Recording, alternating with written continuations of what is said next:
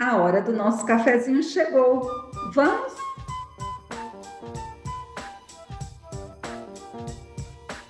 Estamos aqui outra vez e hoje com uma visita muito querida para participar do nosso momento do cafezinho.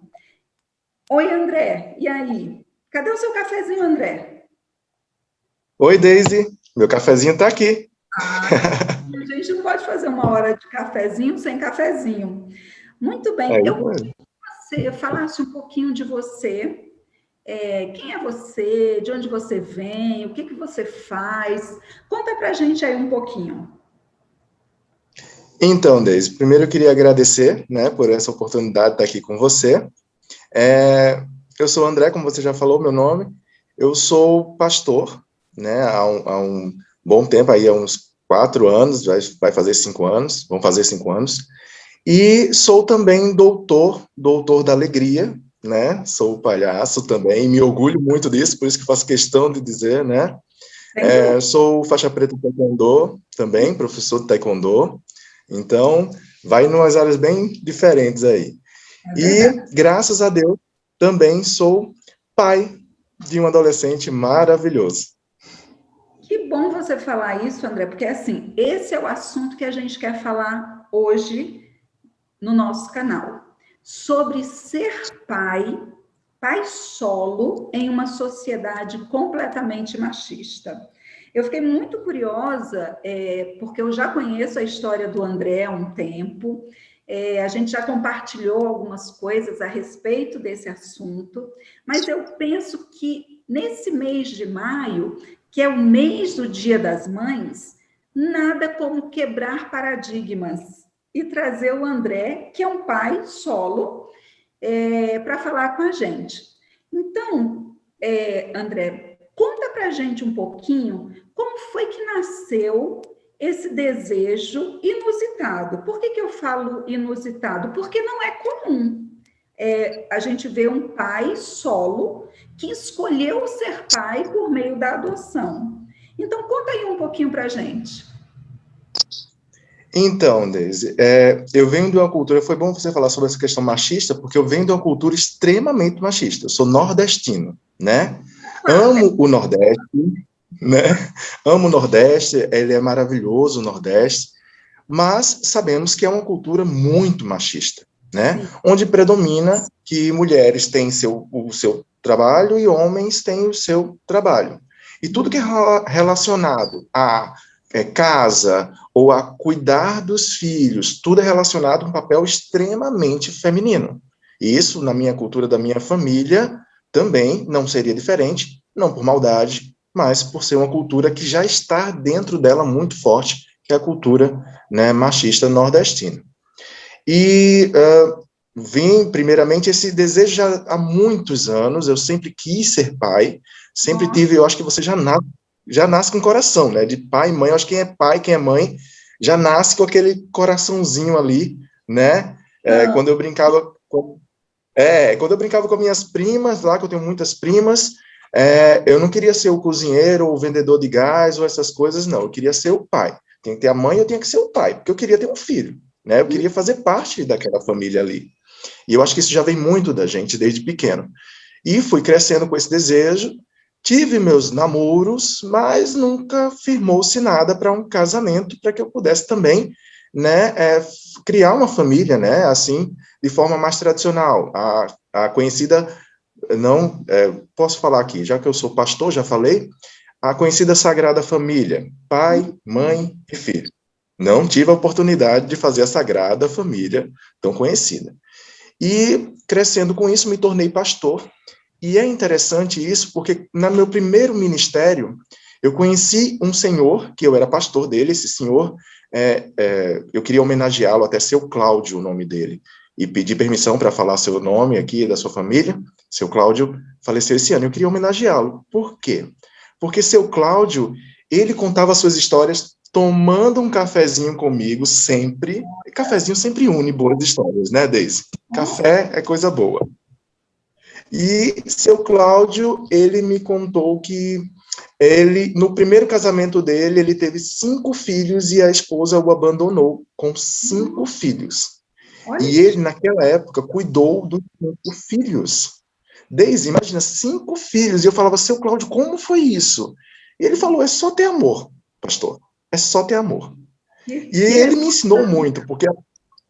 Pois é. E aí ele me ensinou que não tinha nada de especial em ser pai, a não ser ter amor. E as barreiras viriam, e ele me falava, porque naquela época, imagina, se agora é um tabu, imagina naquela época, né? E ele criou, depois ele casou a segunda vez, nessa segunda vez ele adotou uma menina, né? E essa segunda esposa o deixou. Então ele ficou com 6 filhos e uma filha adotiva. nossa. Aí ele casou novamente, e aí ele casou com uma mulher espetacular, né, Dona Lourdes. E com essa mulher que ele casou, ela já tinha uma filha que ele a adotou. E depois teve mais um filho com Dona Lourdes. Mas, ou seja, a adoção também já estava dentro do coração do seu Cláudio, né? O fato dele passar um bom tempo, antes de casar com outras mulheres, ele passou um bom tempo sozinho, cuidando de 5 crianças. Não foi fácil. Não foi fácil. E aquilo dali tirou de mim aquele medo de criar alguém sozinho, que é o primeiro medo, né? E me fortaleceu. Pode ter certeza. Então... E aí, continuando, fui ali e foi crescendo o desejo e chegou no momento em que fui querer adotar e conversando com ele e também conversando com a minha família, percebi que não ia me casar tão cedo, porque é mais fácil você... Hoje em dia é mais fácil você adotar, ter um filho, do que você casar. Casamento é para um outro assunto, outro vídeo, né? Então, mas... vou falar uma coisa, viu? Essa questão de casamento também dá aí um pano para manga muito grande. Quem sabe a gente volta a falar sobre isso, porque tem também essa questão de que você só é completo, só é feliz, se você tiver uma família, papai, mamãe, filhinhos. Né? Então, é isso aí. Uma conversa boa, uma prosa boa. Uma prosa boa. Mas aí, passando esse medo, pode falar. Então, sabe o que eu quero saber? Nesse processo todo, né, nesse desejo, provavelmente você compartilhou isso com seus amigos, com a sua família, as pessoas mais próximas a você. Como é que foi a reação dessas pessoas? Então, aí vem justamente essa questão aí do casamento. Posso dizer que a maioria, tipo 99%, tira-se ali 1% ali, que é meus amigos mais próximos e a minha família, 99% a frase chave era: ah, não, espera para casar para ter seu filho de verdade. E até usavam essa expressão, ter seu filho de verdade, como se um filho adotivo não fosse um filho de verdade, né? Arrepiei agora, viu? São frases dolorosas até para poder repetir novamente isso, né? Mas eram frases que eu escutava sempre, que, ah, não, espera casar, você é novo, você é jovem, para que isso? Para que você adotar? E eu falava, não, eu quero ser pai, né? Não tenho para quê. Eu quero ser pai, eu tenho muito amor para dar, e tem alguma criança aí, né, que Deus já escolheu para mim, e que vai ter muito amor para receber e também para me dar. E eu tinha sempre essa barreira, porque as pessoas achavam que eu não podia, não deveria. Ali, alguns chegaram até a falar que eu não deveria fazer isso, porque isso era errado, porque eu deveria casar, principalmente eu sendo pastor. Você entende que na sociedade um pastor, ele é da família margarina, né? Então tem que ter aquela... Sabe o que é comercial de margarina? É a família do pastor. Perfeita, perfeita. Então eles não entendiam como é que um pastor solteiro, né, teria um filho e ainda por cima adotivo. Então, total absurdo isso. Pois é, era o pensamento deles, um absurdo, né?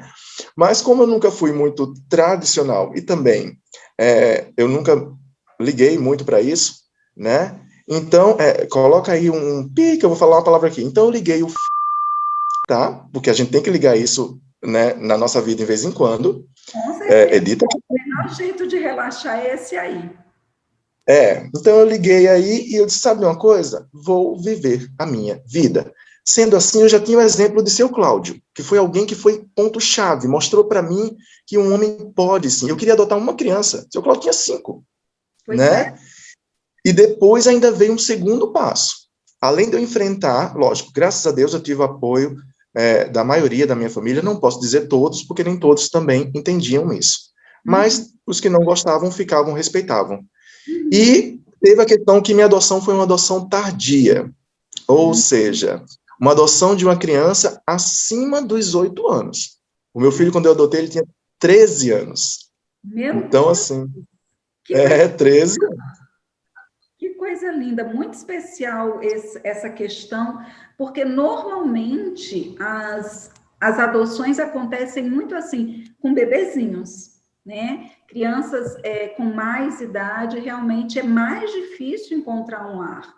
Então, nossa, duplamente tem toda a minha admiração. E aí veio o segundo preconceito, que era adotar um adolescente. Que as pessoas acham que a criança já vai vir com um defeito prévio, né? Com um defeito, fala assim, você vai adotar um adolescente, tá louco? Já vai vir cheio de traumas, cheio de coisas ruins, e eu pensando, não, a pessoa que tá falando comigo é que tá me deixando cheio de traumas, né? Porque conversar com pessoas tóxicas nos deixam cheios de traumas, né? E aí eu falava assim, gente... Até te interrompendo, porque essa frase aí, já vem cheio de traumas. Eu queria perguntar para essa pessoa, quem não é cheio de traumas? Porque eu tenho vários.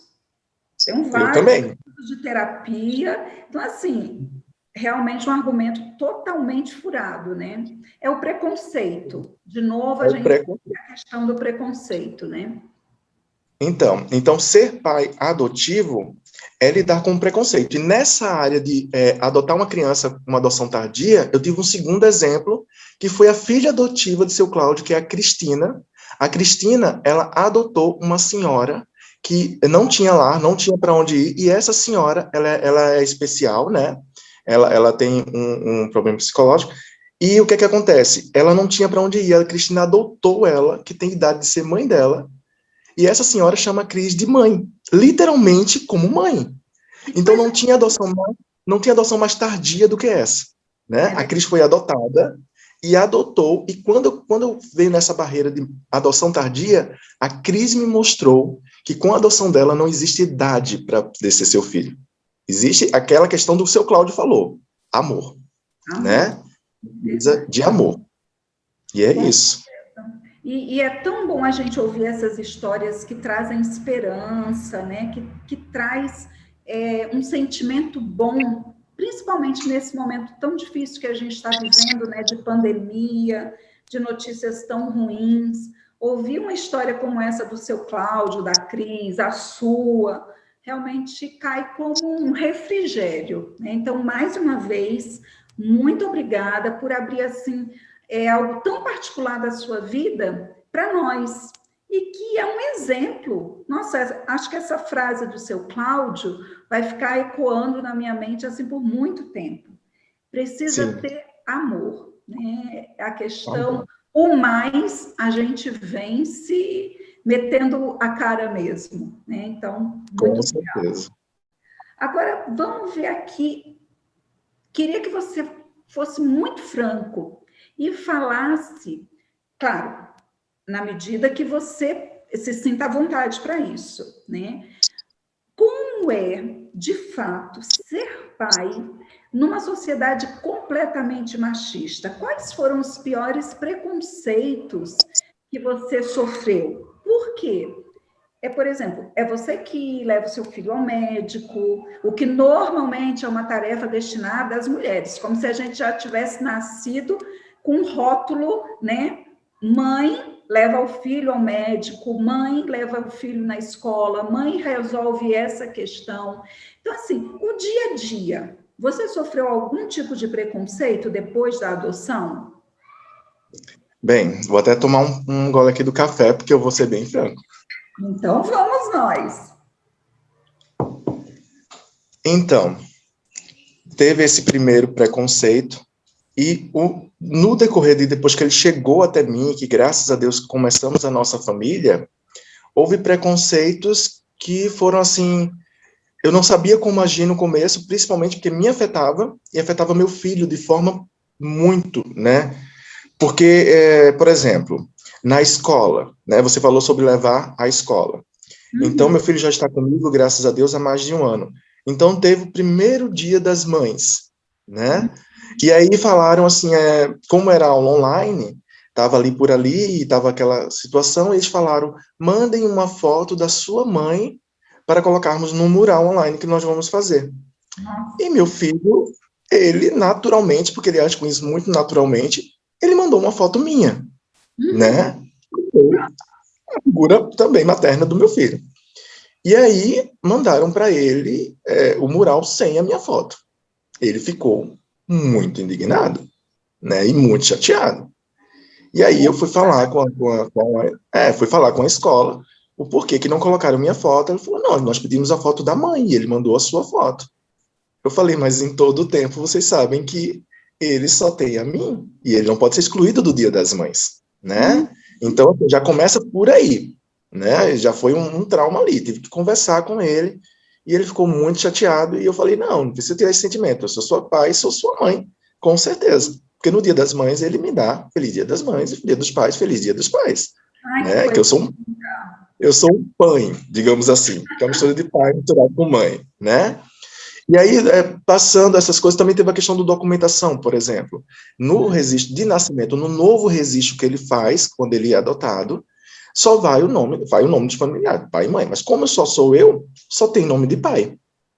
Então, Hum. quando eu fiz o novo registro dele, ali a nova certidão de nascimento, lá no cartório, teve uma dificuldade que eles me chamaram e falaram, olha, pai, é o seguinte, nós podíamos já colocar o CPF dele aqui e já podíamos fazer o CPF dele, só que não pode porque o sistema pede o nome da mãe.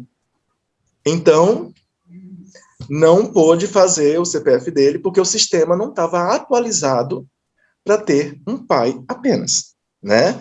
Então tem toda essa dificuldade, porque até mesmo a própria sociedade, na questão de documentação e tudo mais, tudo pede o nome só da mãe.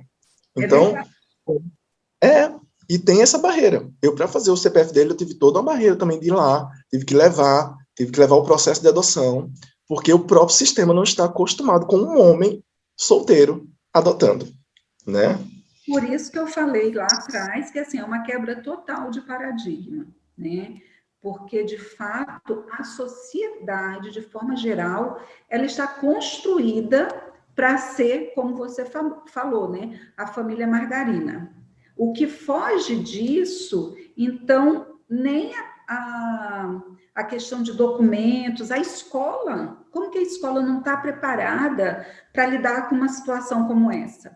Porque o que as pessoas confundem muito é a questão assim, porque a mulher gerou um filho, ela é mãe. Mas a gente vê que isso não é uma regra, porque tem mulheres que geram filhos e, inclusive, a gente está ouvindo barulho de criança aqui atrás. Tem mulheres que geram filhos e elas não têm essa questão da maternagem. Porque o que conta mesmo para ser mãe é ter esse sentimento de maternagem e não simplesmente gerar uma criança. Então, você pode ser pai e ser mãe, com certeza, porque você tem esse sentimento da maternagem, né, do cuidado, do zelo. Então, isso é realmente muito significativo. Sim, as pessoas têm que saber diferenciar maternidade e maternagem, né? Justamente, a maternidade, a questão de gerar um filho, nem todas as mulheres em si podem gerar, né? E a maternagem é algo que deveria ser vivido pelos homens, mas infelizmente na sociedade machista, mulher cria e homem ajuda a criar. Homem não cria seus filhos. E é um absurdo esse tipo de pensamento, porque mesmo nas famílias que tem o pai e a mãe, é como se tivesse só a mãe para poder criar. Isso é Não é muito mesmo? verdade. É muito verdade. Inclusive, poucas semanas atrás, saiu um vídeo falando, e não entenda realmente assim como se eu tivesse raiva dos homens. Pelo contrário, eu tenho um pai, eu tenho filho, eu amo demais, Sim, né, os homens. Mas, sim. estatisticamente, Os homens sempre vazam, são eles que vazam. O título do vídeo é esse, né? São eles que vão embora. Em 99% dos casos, né? Claro que, como na situação do seu Cláudio, a mulher foi embora. Pode acontecer. Mas é muito raro isso. Muito raro. Exatamente, não é uma regra, né? Então a gente fala isso com muita tristeza, porque quantos filhos aí abandonados, quantos filhos largados, né, que não recebem afeto, cuidado, a questão financeira, né? Um homem dá lá R$ 200 supostamente para a pensão e acha, nossa, estou fazendo muito, estou realmente dando dinheiro para essa mulher. E a gente sabe que não é assim, né? E aí, quando a gente vê o caso de um homem que decide por si só, eu quero ser pai, realmente dá um choque, né? Dá um choque em muita gente. Mas me fala dos desafios de ter um filho adolescente. Porque eu sei que tem desafios, porque eu tive 2 filhos, né? A Kátia, o André, e realmente tem desafios, né? Como é isso para você? Como é isso para ele? Então, meu filho já chegou na pré-adolescência, né? Então, eu não tive aquele tempinho de criança. Então, ele já chegou numa fase com muitas mudanças. Tanto mudança corporal, né? O corpo dele mudando, né? A sua mente ali mudando. E tem a mudança de ter uma família, né? Nova, que está chegando, né? O bom é que o meu filho, o Cauã, né? Lindo, meu filho é lindíssimo. Qualquer coisa, bota uma foto dele aí, ó. Bota uma foto dele, né? Porque ele é muito lindo. Parando as fotos.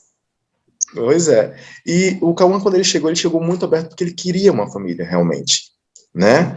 Então tem tudo isso. Eu creio que, primeiro que como cristão, eu entendo que eu coloquei tudo nas mãos de Deus, né? E eu falo como cristão ou como qualquer um que tenha uma fé, né? Você vai colocar diante da forma como você vê Deus aquilo que você mais quer. E eu coloquei diante de Deus, não detalhes, porque quando nós vamos adotar, nós podemos pedir detalhes até como cor da pele, né? É um absurdo isso, mas adotar, você pode escolher até a cor da pele da criança, Quer né? E eu dizer, não pedi nada disso. uma loja, né? Como se fosse Sim, uma loja, comprar uma roupa, comprar um sapato, então eu quero sapato de salto alto ou baixo, quero desse. uma vermelha. Gente, é um absurdo isso. Infelizmente, tem essa parte na adoção que, para mim, foi constrangedor, para mim foi difícil, mas a assistente social falou, olha, é necessário. Você tem que dizer o quanto você quer. Ou você pode deixar neutro, que é o que eu fiz na maioria das coisas. Eu não coloquei etnia, eu não coloquei cor, eu só coloquei que eu queria a questão do sexo, que era masculino, por eu ser um homem, e não que um homem não possa criar uma filha mulher. Pode. Seu Cláudio está aí, que criou uma filha adotiva, 2 filhas adotivas, mulheres. Vamos tirar esse tabu também, que homem não pode adotar uma mulher. Porém, o desejo do meu coração era ter um menino, né? E por mim eu vou fazer um time de futebol, que é ter 11 meninos, mas se vir uma menina também é uma benção. Menina também joga futebol. Vamos desmistificar isso aqui, por favor, né? Dá com que fala aqui, André. Um time misto. É um time misto, um time misto. E nisso tudo, quando o Cauã chegou, as primeiras dificuldades que eu tive foi na questão de ele não tinha uma referência de autoridade, sabe? Ele não sabia essa diferença de autoridade, mas não autoridade como ele via na casa-lar, no orfanato onde ele estava, porque ali era uma autoridade de imposição, porque a tia era ali a psicóloga, a tia era ali a que fazia, então tem essa autoridade. A minha autoridade era diferente. Era uma autoridade que, a princípio, ele chegava para mim e ele pedia toda hora, pai, posso tomar um copo com água? Pai, posso fazer tal coisa? Coisas simples, pai, posso ir no banheiro? E eu falava para ele, filho, essa é sua casa, você não precisa pedir essas coisas simples, você simplesmente, quando está com sede, toma água, abre a geladeira e toma água. Você quer ir no banheiro, você vai no banheiro. Então, ele ainda, a princípio, foi tirar essa questão dele entender que ele não estava mais numa casa-lar, ele estava num lar, no lar dele, né? E depois de tudo isso, o meu filho foi um adolescente como qualquer um outro, porém, eu sou muito, graças a Deus, com a mente muito aberta. Então, o que eu esperava de um filho era um filho que quisesse pintar o cabelo de roxo, porque eu era assim, Deise. Olha, eu ia querer ver isso, hein? Não, eu pintei meu cabelo de verde, de roxo, de todas as coisas que você pode imaginar. O arco-íris não tem cor suficiente para o meu cabelo. E Então, aí na eu queria... verdade, viu, André, eu queria fazer uma entrevista era com alguém da sua família, para saber os desafios que eles passaram. Sim, para saber o que eles passaram, né?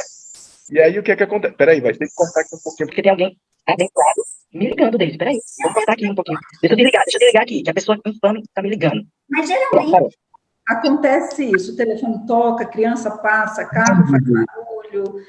Não se incomoda, não. Normal. Vamos seguir em frente. Então, vamos seguir em frente. Então, o que é que acontece? Eu tive cabelos de N cores, né? E realmente eu fui um adolescente que chamava muita atenção e eu gostava muito de chamar atenção com o meu cabelo, usar Black Power, sabe? Tudo que eu podia, eu fazia. E eu estava esperando um filho dessa forma. Um filho que chegasse aos 14 anos, pai, eu quero fazer uma tatuagem, porque eu tenho minhas tatuagens, né? Não dá para ver todas aqui, não dá para ver nenhuma, aliás, mas tenho minhas tatuagens, minhas 6 tatuagens.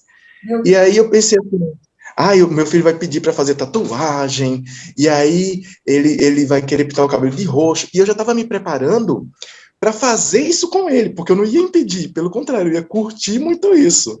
E eu pensava, meu Deus do céu, não vejo a hora do meu filho dizer assim, pai, vamos pintar o cabelo. De quê? De roxo? Né? E ele não. O Cauã é extremamente tradicional, né? Quando ele foi a primeira vez no barbeiro, assim, para cortar o cabelo, eu falei para ele, mas se não quiser cortar, não precisa. Ele falou, mas eu quero cortar meu cabelo. Eu pensei, não é, porque não deve crescer. Daqui a pouco ele estava lá e falou assim, mas não vai pintar o cabelo? Ele, para quê? Eu falei, não sei, né? E aí uma vez eu fui testar ele, eu falei assim, filho, que tal quando esse ano que vem, ele está agora com 14, né? Eu falei, que tal esse ano que vem nós fazemos uma tatuagem juntos? Eu e tu, tatuagem de pai e filho, né?